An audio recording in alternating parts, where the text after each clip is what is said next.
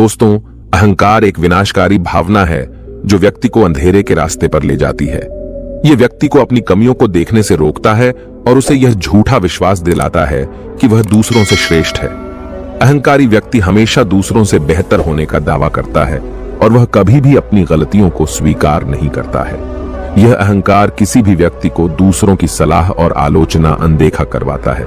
वह दूसरों की राय को सुनने के लिए तैयार नहीं रहता है और वह हमेशा अपने ही हिसाब से काम करना चाहता है, जिससे वह सीखने और सुधार करने के अवसरों से वंचित रह जाता है। अहंकार व्यक्ति को अकेला कर देता है, क्योंकि कोई भी व्यक्ति अहंकारी व्यक्ति के आसपास रहना पसंद नहीं करता है। अहंकार व्यक्ति को गलत रास्ते पर ले जाता है और उसे विनाश की ओर धकेलता है। अहंकार के कई रूप हैं। यह अभिमान, घमंड और श्रेष्ठता के भाव के रूप में प्रकट हो सकता है। अहंकार व्यक्ति के जीवन में कई समस्याएं पैदा करता है। यह उसके रिश्तों को खराब करता है और उसे सफल होने से रोकता है। अहंकारी व्यक्ति अक्सर दूसरों को दुख देता है और वह खुद भी दुखी रहता है। चलिए इसे आज की बौद्ध कहानी के माध्यम से समझते हैं और यह भी जानने का प्रयास करते हैं कि आखिर इसका समाधान क्या है और अपने अहंकार को नियंत्रित करने के लिए हम क्या कर सकते हैं। बहुत समय पहले की बात है। एक छोटा सा राज्य था। उस राज्य में एक व्यापारी रहता था जो बहुत अमीर था, जिसके पास किसी चीज की कोई कमी नहीं थी। उसके पास वो सारी सुख सुविधाएं थी जो वह चाहता था। उसका एक पुत्र भी था जो अब युवा हो चुका था। उस व्यापारी के पुत्र ने अब तक अपने जीवन में कोई दुख नहीं देखा था। जो भी वह चाहता था वह व्यापारी उसे सब कुछ लाकर दे देता था, जिस कारण उसे अपने जीवन में किसी प्रकार के दुख का अनुभव अब तक नहीं किया था। उस व्यापारी के पुत्र के कई सारे मित्र भी थे। उसके पास अथाह संपत्ति थी।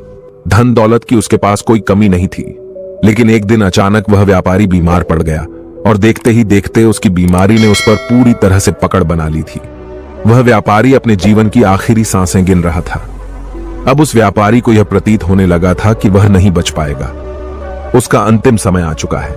इसलिए उसने अपने पुत्र को अपने पास बुलाया और उससे कहा, बेटा, तुमने आज तक केवल सुख ही देखा है। तुम्हें जो कुछ चाहिए था वो मैंने सब कुछ तुम्हें लाकर दिया, इसलिए तुमने आज तक दुख का अनुभव नहीं किया। दुख क्या होता है ये तुम्हें पता तक नहीं, और इसी बात की चिंता मुझे खाए जा रही है कि जब तुम्हारे पर दुखों के बादल मंडराने लगे तो तुम सह नहीं पाओगे। इसलिए आज मैंने तुम्हें यहां पर बुलाया है। मैं बस आखिरी समय पर तुमसे यह कहना चाहता हूं कि तुम सावधान रहना। मेरी मृत्यु के बाद तुम्हारे अपने ही तुम्हारे दुखों का कारण बन जाएंगे। इतना कहकर वह व्यापारी मृत्यु को प्राप्त हो गया। उस व्यापारी का पुत्र अपने पिता की मृत्यु पर बहुत दुखी था। वह रो रहा था। तभी उसके पास उसका एक मित्र आया और वह उसे समझाते हुए कहता है, मित्र, तुम रो क्यों रहे हो? तुम्हारा पिता ही मरा है, लेकिन तुम्हारे पास तो अब भी ये सारी धन दौलत है। ये सारी संपदा है कि सारी संपत्ति तुम्हारी ही तो है। अब तो तुम उन चीजों का भी आनंद ले सकते हो जिनका आनंद तुम अपने पिता के रहते नहीं ले पाए। अपने मित्र की यह बात सुनकर वह बड़ा प्रसन्न हुआ और उसे भी इस बात का एहसास हो चुका था कि उसके पास अथाह संपत्ति है, धन है, दौलत है, जिसकी मदद से वह अपना जीवन खुशी खुशी बिता सकता है। लेकिन इसी धन संपदा के कारण वह अब बुरी आदतों का शिकार भी हो चुका था। उसे हर प्रकार का नशा करने की आदत लग चुकी थी। जहां उसका मन करता वो वहां चला जाता। जब भी उसका मन करता वह किसी को भी अपने घर बुला लेता। फिर चाहे दिन हो या रात, जो भी उसका मन करता वह खरीद लेता, क्योंकि उसके पास संपत्ति थी। और तो और उसके पिता का सारा व्यापार भी अब उसी के हाथों में था और अब वह बहुत खुश था। वह अपने जीवन को अपनी मर्जी के हिसाब से जी रहा था। एक दिन उसके मन में ख्याल आया कि पिता ने मुझे बेवजह ही डरा दिया कि लोग मेरा फायदा उठाएंगे, मेरे दुश्मन बन जाएंगे, मेरे दुखों का कारण बन जाएंगे। लेकिन अब तो मैं और भी मजे से जी रहा हूं। मेरे सुख के दिन तो अब आए हैं। मैं आज तक जो नहीं कर पाया था वह सब करने में अब मैं सक्षम हूं। यह सब सोचकर उसकी खुशी का कोई ठिकाना नहीं था। वह बहुत खुश था। तभी एक दिन उस राज्य में एक बहुत बड़ा अस्पताल का निर्माण हो रहा था और इस अस्पताल के निर्माण के समय पर एक घोषणा करवाई गई कि जो भी इस अस्पताल के लिए सबसे अधिक दान देगा उसका नाम उस अस्पताल के एक पत्थर पर स्वर्ण अक्षरों में लिखा जाएगा। जब उसके मित्र ने यह बात सुनी तो वह दौड़ा दौड़ा उसके पास आया और उसे सारी बात बता दी। तब उस व्यापारी के पुत्र ने यह तय किया कि वह अस्पताल को सबसे बड़ा दान देगा और उसने ऐसा ही किया। और साथ ही यह भी निश्चित हो गया कि उसका नाम उस अस्पताल के एक पत्थर पर स्वर्ण अक्षरों में लिखा जाएगा। लेकिन जब वह दान देकर वापस घर की ओर लौट रहा था तो रास्ते में उसे एक साधु मिले जो भोजन की मांग कर रहे थे। इस पर वह घमंडी व्यापारी का पुत्र कहता है, तुम जैसे लोग केवल 2 वक्त की रोटी के लिए हमेशा चिल्लाते रहते हो। पता नहीं तुम लोग कहां से आ जाते हो और भगवान तुम लोगों को पैदा ही क्यों करता है। तुम लोग गंदगी हो, तुम्हें जीने का कोई हक नहीं, केवल अपना पेट भरने के लिए। 2 वक्त की रोटी के लिए तुम किसी के सामने भी झुक जाते हो। यदि झुकना ही है तो उस ईश्वर के सामने झुको। शायद वह तुम्हारी गलतियों को माफ कर दे और तुम्हें एक अच्छा जीवन प्रदान करे। हो सकता है वह तुम्हें भोजन भी दे दे। वह लड़का उन साधु को खरी खोटी सुनाकर वहां से चला गया।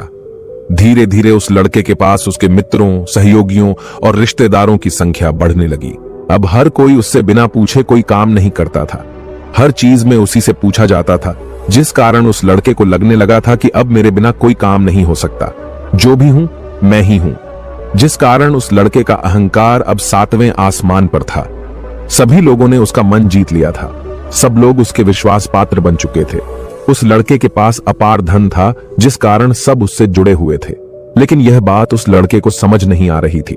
सभी लोग विश्वास के नाम पर अब उस लड़के से धन उधार लेने लगे थे और वह भी खुशी खुशी लोगों को धन उधार में दे दिया करता है। जो कोई उसे धन उधार लेने आता, वह जितना मांगता वह उससे ज्यादा ही उन्हें दिया करता, क्योंकि वह सभी की नजरों में अपने आप को साबित करना चाहता था। वह अपने आप को महान दिखाना चाहता था। लेकिन धीरे धीरे उसकी बुरी आदतों के कारण अब उसका व्यापार चौपट होने लगा था। देखते ही देखते एक दिन व्यापार में उसे बहुत बड़ा घाटा हुआ। उसका पूरा व्यापार कर्ज में डूब गया। अब वह बहुत परेशान हो चुका था, बहुत चिंतित हो चुका था। उसे यह समझ नहीं आ रहा था कि आखिर ये सब क्या हुआ। मेरे पास तो कुछ समय पहले अपार धन था और आज मेरे ऊपर बहुत बड़ा कर्जा है जिसे मुझे चुकाना ही होगा। तभी उसे उधार दिया हुआ धन याद आया, जो उसने अपने मित्रों और सहयोगियों को दिया था, अपने रिश्तेदारों को दिया था। उसने सभी से वह अपना दिया हुआ कर्ज वापस मांगना शुरू किया, लेकिन किसी ने भी उसका दिया हुआ कर्ज उसे वापस नहीं दिया, बल्कि लोगों ने उसे दुत्कार कर वहां से भगा दिया। वे एक एक करके सभी के पास गया, लेकिन किसी ने उसकी कोई मदद नहीं की। देखते ही देखते उसका सब कुछ बिक गया। अब उसके पास कुछ न था। वह सड़क पर आ चुका था। तभी वह यह सोचने लगा कि अपने सुख के दिनों में मैं यह नहीं जान पाया कि मैं अपने शत्रुओं से घिरा हुआ हूं। मेरे पिताजी सही कहते थे कि मेरे अपने ही मेरे दुखों का कारण बनेंगे। पिताजी, आपका धन्यवाद, लेकिन मैं आपकी बातों को समझ नहीं पाया और आज देखिए क्या हो गया। वह सारा दिन यहां से वहां भटकता रहा और सोचता रहा कि अब आगे क्या होगा, वह कैसे खाएगा, कहां रहेगा और कैसे सोएगा। उसे अपने पिता की याद सता रही थी। वह उन्हें याद कर करके रो रहा था। उसकी आंखों से आंसू बह रहे थे, लेकिन अब बहुत देर हो चुकी थी और अब धीरे धीरे उसे भूख भी लग रही थी। तभी उसने सोचा कि मैं उसी अस्पताल पर चलता हूं जहां पर पत्थर पर मेरा नाम स्वर्ण अक्षरों में लिखा गया है। मैं जाकर वहां पर कुछ मदद मांगता हूं। वह वहां पहुंचा और वहां के मालिक से वह कहता है, आपने मुझे पहचाना? मैं वही हूं जिसने इस अस्पताल को सबसे बड़ा दान दिया है और मेरा नाम इस अस्पताल के पत्थर पर स्वर्ण अक्षरों में लिखा गया है। हालांकि इस समय मेरी हालत कुछ खराब है और मेरे पास खाने के लिए भी कुछ नहीं है। क्या आप मुझे कुछ भोजन दे सकते हैं? मैं भूखा हूं, मुझे बहुत जोरों की भूख लगी है। मेरे अपनों ने मुझे धोखा दे दिया है। क्या आप मुझे कुछ भोजन दे सकते हैं? तभी मालिक कहता है, भिखारियों को भोजन इस अस्पताल के बाहर दिया जाता है। अस्पताल के अंदर नहीं जाओ और जाकर बाहर बैठ जाओ। और रही बात तुम्हारे नाम की, तो भिखारियों का नाम अस्पताल के पत्थर पर स्वर्ण अक्षरों में नहीं लिखा जाता। मालिक ने तुरंत ही उस लड़के का नाम अस्पताल के उस पत्थर पर से हटवा दिया और फिर एक बार घोषणा करवा दी कि अस्पताल को जो सबसे बड़ा दान देगा, उसका नाम इस अस्पताल के पत्थर पर स्वर्ण अक्षरों में लिखा जाएगा। ये सब देखकर वह लड़का बड़ा हैरान था, बड़ा अचरज में था। वह मन ही मन रो रहा था और सोच रहा था कि जीवन कितना दुखदाई है। जीवन बहुत छोटा है। अब मैंने जान लिया कि पत्थर पर लिखा हुआ नाम भी मिटाया जा सकता है, और यदि पत्थर पर लिखा हुआ नाम मिटाया जा सकता है तो इस जीवन का क्या मोल। यह जीवन भी कभी भी समाप्त हो सकता है। उस लड़के को जोरों की भूख लगी थी। वह अस्पताल के बाहर जाकर एक कोने में बैठ गया। लोग आते रहे और भिखारी को कुछ न कुछ दान देते रहे, लेकिन वह लड़का, उसकी हिम्मत ही नहीं हो रही थी कि वह भीख मांग सके, और न ही वह उन भिखारियों में बैठना चाहता था। देखते ही देखते दोपहर से रात का समय हो चुका था, लेकिन अब तक उसे कुछ भी न मिला था। लेकिन उसकी भूख बढ़ती चली जा रही थी और उसे जोरों की भूख लगी थी। पहली बार उसने अपनी भूख को जाना था, अपने पेट की इस आग के बारे में जाना था, और इस भूख के कारण वह इतना परेशान हो चुका था कि उसने तय किया कि वह अस्पताल से ही कुछ चुरा लेगा और उसे खाकर अपना पेट भर लेगा। जैसे ही वह वहां से उठता है, तभी वह साधु वहां पर आ जाते हैं, जिसे उस लड़के ने बहुत खरी खोटी सुनाई थी। वह साधु उस लड़के के पास आकर कहते हैं, बेटा, हम पहले भी मिल चुके हैं। वह साधु भिक्षा से वापस लौट रहे थे। उन्होंने कुछ भोजन उसे देते हुए कहा, ये लो, खा लो, तुम्हें जोरों की भूख लगी होगी। मैं तुम्हें जानता हूं, मैं समझता हूं कि हालात तुम्हें जबरदस्ती झुकाना चाहते हैं, लेकिन तुम लोगों के सामने झुकना नहीं चाहते। लेकिन अगर तुम लोगों के सामने झुकेंगे नहीं तो तुम्हें भोजन भी नहीं मिलेगा। आज तो मैंने तुम्हें भोजन दे दिया है, जिससे तुम्हारी भूख मिट जाएगी, लेकिन यह भूख रोज लगेगी। यह पेट की आग कभी नहीं मिटती। इस पर वह लड़का उन साधु से कहता है, जब मेरे पास धन था, दौलत थी, संपत्ति थी, तो मेरे पीछे मेरे मित्रों की, सहयोगियों की, रिश्तेदारों की कतार लगी रहती थी। सभी लोग मेरे शुभ चिंतक थे, लेकिन मेरे ऊपर दुख आते ही वह सब पलट गए। वह सब अब मेरे शत्रु बन चुके हैं। लेकिन तुम, जिसे मैंने इतनी खरी खोटी सुनाई थी, वही मेरे दुख में मेरा सहयोगी बना है। तुम मेरे इस दुख में मेरे पहले मित्र हो, मेरे पहले रिश्तेदार हो, जिसने मुझ पर दया की है। मैं तो अपने आप को बहुत बड़ा समझता था, लेकिन देखो, इस वक्त की मार ने मुझे कहां से कहां पहुंचा दिया। आज मैं इस बात को अच्छी तरह समझ चुका हूं कि धन से बड़ा कोई मित्र नहीं। इतना कहकर उस लड़के ने भोजन किया और उसने पहली बार भोजन के सुख का आनंद उठाया। उसके हाथ कांप रहे थे। वह जल्दी जल्दी उस भोजन को समाप्त करना चाहता था, जल्दी जल्दी उसे चबा लेना चाहता था, और उसकी आंखों से झरझर आंसू भी बह रहे थे। उसे ऐसा प्रतीत हो रहा था मानो आज से पहले ऐसा लजीज भोजन उसने आज तक न किया हो। भोजन करते वक्त जो अनुभव से प्राप्त हुआ, ऐसा अनुभव उसे आज तक नहीं मिला था। तभी वह साधु से कहता है, ये कैसा सुख है, मैं इस दुख में भी इस भोजन के संतुष्टि का अनुभव कर पा रहा हूं। तभी वह साधु कहते हैं, जहां संतुष्टि होती है वहां सुख का अनुभव होता है, लेकिन सावधान, संतुष्टि बहुत खतरनाक भी होती है। जब संतुष्टि हमारी आवश्यकताओं, हमारी इच्छाओं से ऊपर उठ जाती है, तब यह दुख के दर्शन भी हमें कराती है। आज जो भोजन तुम कर रहे हो, ऐसा भोजन यदि तुम्हें पहले प्राप्त होता तो तुम इसे छूते तक नहीं। लेकिन आज इसी भोजन को करके तुम्हें संतुष्टि मिल रही है।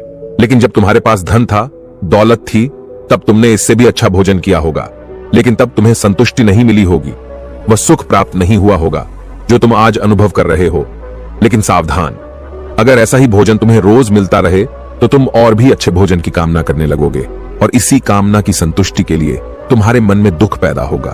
और जब तुम अपने मन की इस कामना की संतुष्टि कर दोगे तो तुम्हें सुख भी प्राप्त होगा, लेकिन यह सुख आएगा और चला जाएगा। और जब तुम्हारे जीवन में इसी प्रकार के भोजन हमेशा आते रहेंगे और जाते रहेंगे, तो तुम किसी और कामना, किसी और इच्छा की ओर आगे बढ़ने लगोगे। तब तुम किसी और इच्छा की पूर्ति करना चाहोगे, तुम किसी और इच्छा की संतुष्टि करना चाहोगे, और जब वह इच्छा पूरी नहीं होगी, जब तुम्हें संतुष्टि नहीं मिलेगी, तो तुम्हें दुख होगा, तकलीफ होगी, पीड़ा होगी, और यह श्रृंखला ऐसे ही आगे बढ़ती चली जाएगी।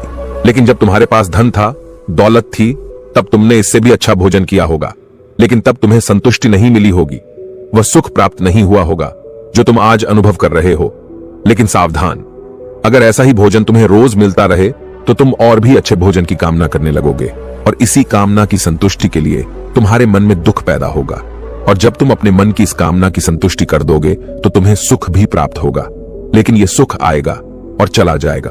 और जब तुम्हारे जीवन में इसी प्रकार के भोजन हमेशा आते रहेंगे और जाते रहेंगे, तो तुम किसी और कामना, किसी और इच्छा की ओर आगे बढ़ने लगोगे। तब तुम किसी और इच्छा की पूर्ति करना चाहोगे, तुम किसी और इच्छा की संतुष्टि करना चाहोगे, और जब वह इच्छा पूरी नहीं होगी, जब तुम्हें संतुष्टि नहीं मिलेगी, तो तुम्हें दुख होगा, तकलीफ होगी, पीड़ा होगी, और यह श्रृंखला ऐसे ही आगे बढ़ती चली जाएगी। तुम हमेशा सुख के पीछे भागोगे, लेकिन दुख तुम्हारे पीछे यूं ही भागता रहेगा। तुम सुख को पकड़ना चाहोगे तो तुम्हें पकड़ना चाहेगा। इसी प्रकार यह प्रक्रिया यूं ही निरंतर चलती रहेगी। तभी साधु अपने थैले में से एक सोने की थैली निकालकर उस लड़के के हाथ पर रख देता है। तभी वो लड़का उस साधु से कहता है, हे महाराज, आपके पास इतना धन कहां से आया? आप तो एक वैरागी हैं। तभी वह साधु उस लड़की से कहता है कि धन तुम्हारा ही है, उस दिन जब तुम मुझे खरी खोटी सुनाकर अपने घर की ओर आगे बढ़ रहे थे, तभी तुम्हारी जेब से यह सोने के सिक्कों से भरा हुआ थैला नीचे गिर पड़ा और मैंने इसे उठाकर अपने पास रख लिया, यह सोचकर कि जब तुम मुझे मिलोगी तब मैं इसे तुम्हें लौटा दूंगा। लेकिन उस दिन के बाद से आज तुम मुझे मिले हो, इसलिए मैं तुम्हें इसे लौटा रहा हूं। ले लो, यह तुम्हारा ही है। इस पर वह लड़का कहता है, हे महाराज, इसी धन के लिए तो मुझे मेरे मित्रों ने, मेरे सहयोगियों ने, यहां तक कि मेरे रिश्तेदारों ने भी मुझे धोखा दिया। लेकिन आप वो पहले शख्स हैं जो मुझे ये धन लौटा रहे हैं। और वहीं पर जो मैंने धन, जो कर्ज मैंने अपने मित्रों, अपने सहयोगी, अपने रिश्तेदारों को दिया था, अपने बुरे समय पर जब मैंने उनसे मांगा तो उन सभी ने वो धन देने से मुझे मना कर दिया। कईयों ने तो मुझे खरी खोटी सुनाकर अपने घर से धक्के मारकर निकलवा दिया। लेकिन आप महाराज वो पहले शख्स हैं जिन्होंने मेरे इस बुरे समय पर मेरा साथ दिया है, मेरा धन मुझे वापस लौटाया है। मैं आपकी सहायता के लिए आपका आभारी हूं। मैं इस धन से अपना व्यापार फिर से शुरू करूंगा और इस व्यापार को नई ऊंचाइयों तक ले जाऊंगा। तभी वह साधु उस लड़के से कहते हैं, हमें कोई दुख नहीं देता, बल्कि दुख के कारण तो हम स्वयं ही होते हैं। हम स्वयं ही खुद को धोखा देते हैं।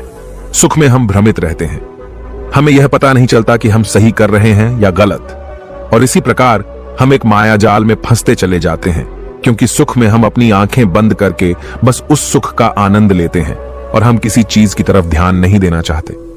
हम नहीं जाना चाहते कि जीवन मीठा है तो कड़वा भी है, सच है तो झूठा भी है। सुख में हम केवल अपने अहंकार को बढ़ावा देते हैं। अहंकार व्यक्ति को गलत रास्ते पर ले जाता है और उसे विनाश की ओर धकेलता है, व्यक्ति को अंधा बना देता है। इसी के विपरीत अगर हम देखें तो विनम्रता एक ऐसा गुण है जो व्यक्ति को सफलता की ओर ले जाता है। यह उसे दूसरों से सीखने में मदद करता है और उसे अपनी कमियों को स्वीकार करने की शक्ति देता है। अहंकार का त्याग कर विनम्रता को अपनाना ही सफलता और खुशी का मार्ग है। विनम्रता हमें अपनी कमियों को स्वीकार करने और उनमें सुधार करने की शक्ति देती है। यह हमें दूसरों से सीखने और उनके अनुभवों से लाभ उठाने के लिए प्रेरित करता है। विनम्र व्यक्ति दूसरों का सम्मान करता है और उनके विचारों को महत्व देता है, जिससे वह एक अच्छा मित्र और सहयोगी बन जाता है और वह कभी भी किसी को नीचा नहीं दिखाता है। इसलिए अहंकार से बचना चाहिए और अपने अंदर विनम्रता का भाव रखना चाहिए। अहंकार और विनम्रता के बीच का अंतर एक कहानी के माध्यम से समझा जा सकता है। तभी इस पर वो लड़का कहता है, आप ठीक कहते हैं, जब मेरे पास धन दौलत थी, संपत्ति थी, तब मैं अंधा हो चुका था। मैं किसी चीज पर ध्यान नहीं देता था। मैंने उसे अपने इन दोनों हाथों से लुटाया है और आज जब वह मेरे पास नहीं है तब मुझे उसके जाने का एहसास हो रहा है। और अब जबकि मैं इन दुखों से जूझ रहा हूं तब जाकर मेरी आंखें खुली हैं। विनम्रता हमें अपनी कमियों को स्वीकार करने और उनमें सुधार करने की शक्ति देती है। यह हमें दूसरों से सीखने और उनके अनुभवों से लाभ उठाने के लिए प्रेरित करता है। विनम्र व्यक्ति दूसरों का सम्मान करता है और उनके विचारों को महत्व देता है, जिससे वह एक अच्छा मित्र और सहयोगी बन जाता है और वह कभी भी किसी को नीचा नहीं दिखाता है। इसलिए अहंकार से बचना चाहिए और अपने अंदर विनम्रता का भाव रखना चाहिए। अहंकार और विनम्रता के बीच का अंतर तुम्हारी कहानी के माध्यम से समझा जा सकता है। तभी इस पर वो लड़का कहता है, आप ठीक कहते हैं, जब मेरे पास धन दौलत थी, संपत्ति थी, तब मैं अंधा हो चुका था। मैं किसी चीज पर ध्यान नहीं देता था। मैंने उसे अपने इन दोनों हाथों से लुटाया है और आज जब वह मेरे पास नहीं है तब मुझे उसके जाने का एहसास हो रहा है। और अब जबकि मैं इन दुखों से जूझ रहा हूं तब जाकर मेरी आंखें खुली हैं। तभी मैं यह भी जान पाया कि कौन मेरे साथ है और कौन मेरे खिलाफ। और यह जो ज्ञान दुख द्वारा मुझे प्राप्त हुआ है, यह ज्ञान मैं हमेशा अपने साथ रखूंगा, अपने सुख में भी। अब से अपनी आंखें खुली रखूंगा। इस कहानी से हमें यह सबक मिलता है कि अहंकार हमें विनाश की ओर ले जाता है, जबकि विनम्रता हमें सफलता और खुशी की ओर ले जाती है। इसलिए हमें हमेशा विनम्र रहना चाहिए और दूसरों से सीखने के लिए तैयार रहना चाहिए। विनम्रता ही सफलता का मार्ग है। दोस्तों, उम्मीद है कि आपने आज की इस वीडियो से जरूर कुछ न कुछ सीखा होगा। तो इस वीडियो को लाइक और अपने दोस्तों के साथ शेयर करना ना भूलें और हमें ऐसे ही सपोर्ट करने के लिए चैनल को सब्सक्राइब बटन को जरूर दबा दें। तो चलिए मिलते हैं ऐसी ही कोई नई कहानी में कोई नए मैसेज के साथ। तब तक के लिए अपना ख्याल रखें। धन्यवाद। नमो बुद्धाय।